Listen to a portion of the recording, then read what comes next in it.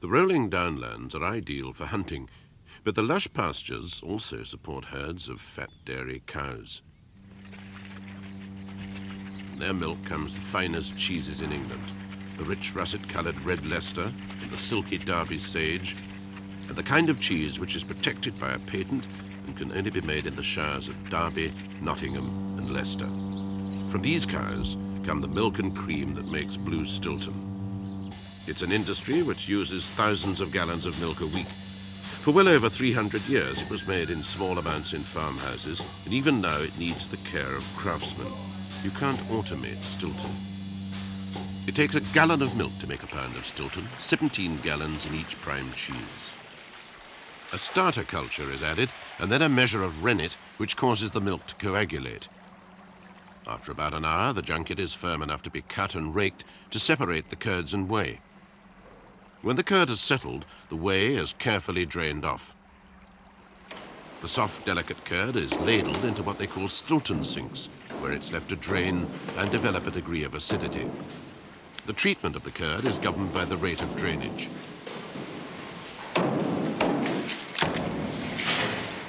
When the curd has fully drained itself, it's chopped up and allowed to stand overnight.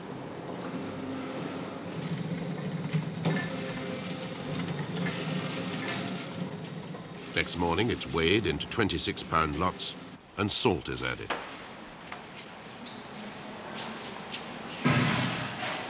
Curd is broken up and well mixed with the salt. Each batch of curd is then put into a stainless steel cylinder called a hoop, which is punctured by small draining holes. No pressure is applied to the curd while it's in this mould. The cheese hoops stand on cloth boards on draining shelves in a temperature of 60 Fahrenheit.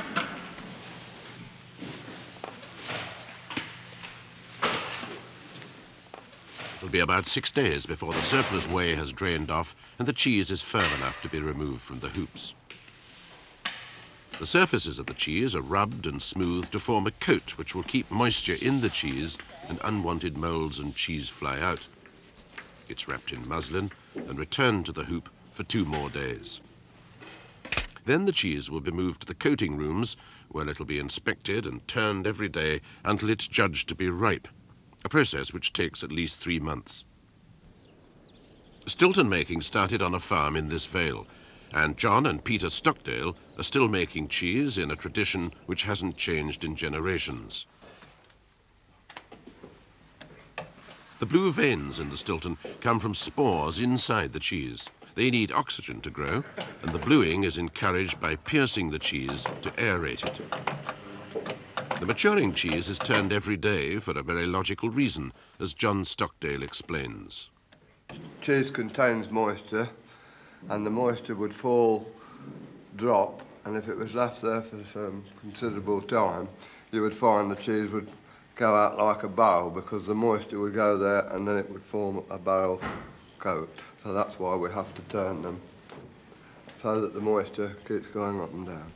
Boring the cheese with an iron gives the maker a very good interior progress report on its maturity and texture. This cheese here is well matured. You can tell by the bluing and the way it is soft and moist. On the back of the iron, you'll see that the silver iron has got a lot of fat on it, therefore this cheese is very moist and very fatty cheese. This cheese is fit enough for the King of England, or Queen of England, you might say. The very best Stiltons are available from September onwards, made from the creamy milk of summer. A cheese which is made so personally is naturally the subject of heated debate among local connoisseurs. It's class, and it should be. It's class and cheese, it should be. Put that one on the... Where's the rest of that on the cheese? Put it down here. That one. That one. Very well. A good Stilton should be fine coated. Now that coat is like silk. Beautiful. It should be well veined throughout, which that one is. It should be mild and creamy to the taste. It's totally above any cheese in this country. Definitely. Or anywhere else in the world, if you can afford to buy it. in the world. If I buy that pound of cheese, and if it's really good, and I keep it long enough without I putting it in the fridge, and I will get maggots in that cheese, and when I get a maggot in, that cheese to me is perfection. Well, all right, a margin of cheese may offend some people, but it all depends on your, well, let's say your character, if you, for want of a better word, not taste, your character. To me, at one time, cheese with a maggot in was lovely. Yes, beautiful. Right, and a maggot's a mite, surely. We can control cheese mites, and you never ever find a cheese come out the door with a maggot in, ever.